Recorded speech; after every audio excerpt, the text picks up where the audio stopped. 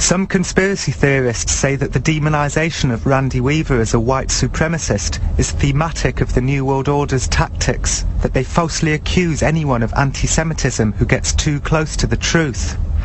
Could this be true? One thing's for sure, in terms of Randy Weaver, the white supremacy angle was clearly working.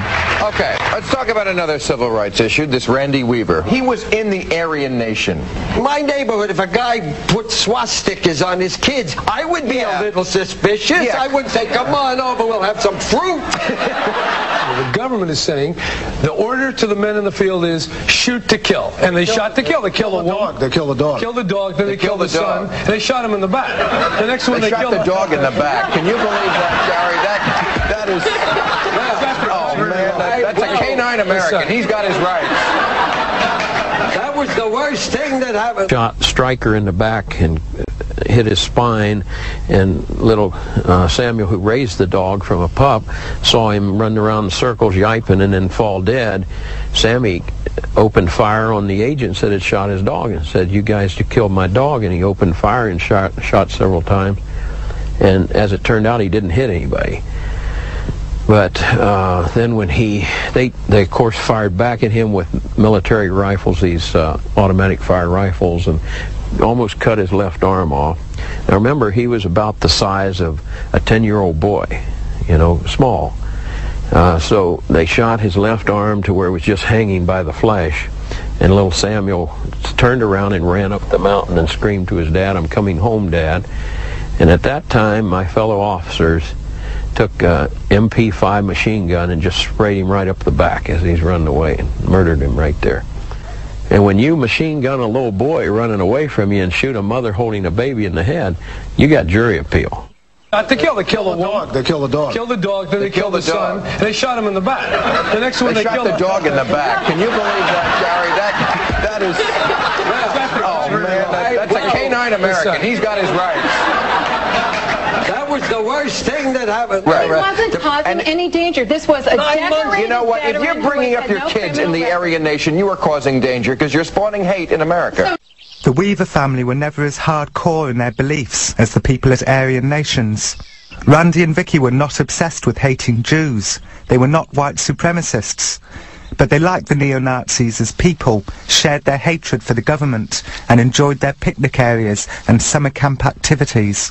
What I remember is things like the candy hunts and meeting friends in the playground. It was at Aryan Nations that the Weavers' problems began. The US government had infiltrated the compound, hoping to recruit some of the less hardcore members as undercover informants. They asked Randy to become one. Randy said, no, I don't want to do it. You know, I moved out of the city, up on top of this mountain because you guys are all rotten. I don't want to work with you. I know what you're up to. I don't want to be a part of it. Go away. So then the government, as it is today, decided you can't say no to God, our government, so now we're going to make you serve us. So they sent a infiltrator in that was a snitch for the federal government to become friends with Randy. And you know the story about asking him to saw off 2 shotguns. First he said machine guns. I said, I can't get to no machine guns. He says, well, how about sawed-off shotguns? They're real good. I go, oh, well, no problem. That's easy. He grabs his file and he files it. You know, he saws the barrels off, not knowing he's violating federal law. I totally don't understand why they even came to my dad to ask him to saw off shotguns. It makes no sense to me. It just blows my mind that they didn't even care. But for the government, Randy had the makings of a perfect undercover informant. A slightly crazy person who was friends with far crazier people. A family man with bad finances. How could he turn them down? In fact, Randy made a big show of turning them down. Mr. Weaver, we can get you on 6 or 7 federal firearms violations, but we'd probably forego that if you'd join our team. And I just kind of, I don't think so. And he just come clear across the seat and got right in my face. He says, well, that's the way we do it, right? He says, tomorrow morning, 11 o'clock, you'll be down in Spokane Federal Building, and don't tell anybody you're coming, not even your wife. About that time, Vicky come walking out of the cabin by me and say, hey, Vic, come here. She walked over to the truck and said, remember their names and faces. They go, we got to go. Peeled out of the gravel, throwing rocks, took off. They knew I wasn't coming down Spokane the next day. We're up on the hill, just about straight across from where the house was, where Horiuchi was apparently placed strategically.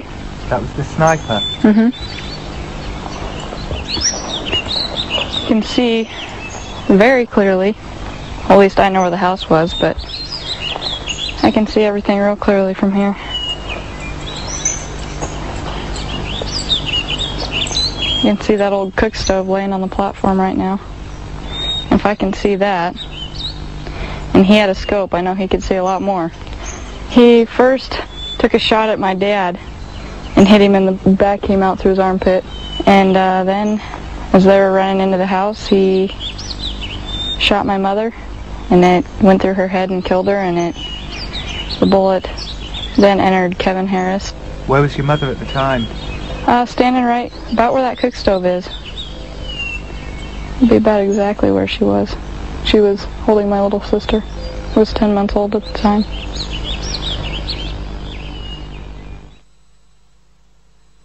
The bullet had come through the window in the door. Would have went through Vicky's face here and come out this, or let's see, she was facing that way. Would have come in here, out here, right over the baby's head. I think it was Dad picked Elishba up out from underneath Mom and handed her to me. And she had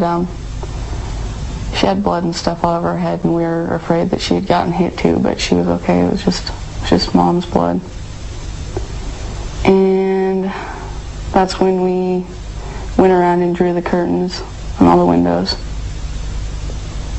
And shut the door, obviously, and we didn't come out after that. They called me white supremacist. That's big news. That kind of stuff sells newspapers, I believe. Who wants to report on the ice cream social at the Methodist Church? That won't sell a damn thing. This is going to sell, because this is exciting stuff. People go to car races to see wrecks. They don't go to watch people run in circles. They love blood and guts. People are cruel.